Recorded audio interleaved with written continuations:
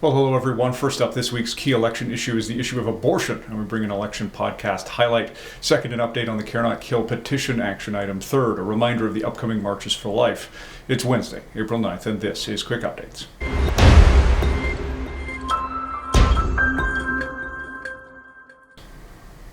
So the federal election enters its third week, and with it, our third election podcast. Abortion. Why is that something that ARPA Canada recognizes the importance of? They put and allocate so many resources to and have for many years. Why is that? Yeah, so We Need a Law started in 2012 because we really saw this need, right, for there to be a specific focus on the issue of abortion. So we deal with a lot of issues, and these issues like euthanasia and gender identity and all these things that do impact a lot of people, but still nowhere near the scale of impact that abortion has. So the most recent stats just came out, and the numbers are, again, more than 100,000 preborn children were lost to abortion in 2023 in Canada. So just massive numbers. When we look at euthanasia, and we're like 15,000 lives in a year is a lot to lose to euthanasia. But every year we're losing 100,000 preborn children, and very little is being said about it, and they can't advocate for themselves. So really putting the time and effort into keeping abortion top of mind in a country where people don't want to talk about it. Mm-hmm. You can check out our election resources at arpacanada.ca/election2025. Here's Daniel with a focus on another of our 5 key issues this election season. Hi everyone. The federal election campaign is now in its third week, and we need to highlight one of the biggest problems in Canada today, abortion. Over 100,000 preborn children are killed every year, and Canada still has no law restricting abortion in any way. Not much has been said about abortion on the campaign trail. A couple major parties have expressed full support, some smaller parties have proposed restrictions, but we want to see candidates and communities talking about this issue at the local level as well. Ask your candidates how they will protect preborn children, or raise the issue in your neighborhood. This may be an issue that a lot of candidates try to avoid, but that's only more reason to ask them to talk about it. Check out our election guide for some possible questions and talking points, and to see where 6 federal parties stand on the issue.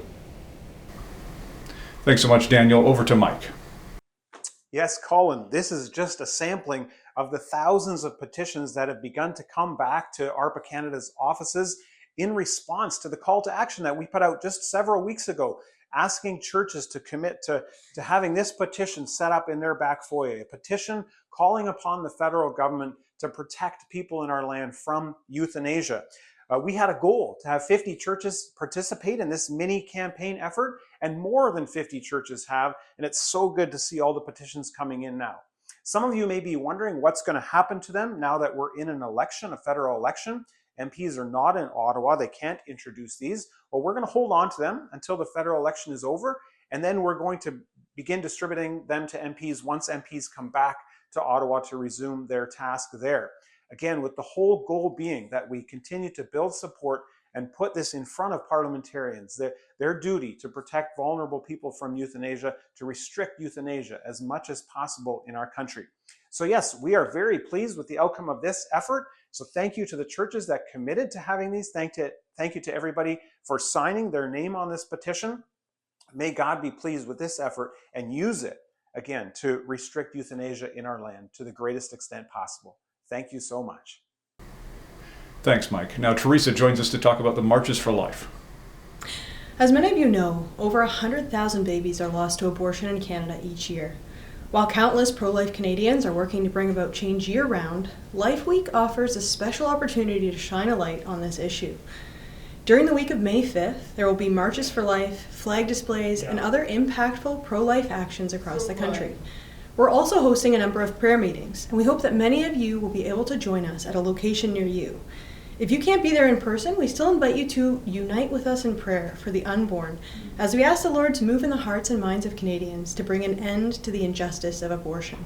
For more information about Life Week events, you can take a look at our website at arpacanada.ca/marchforlife2025.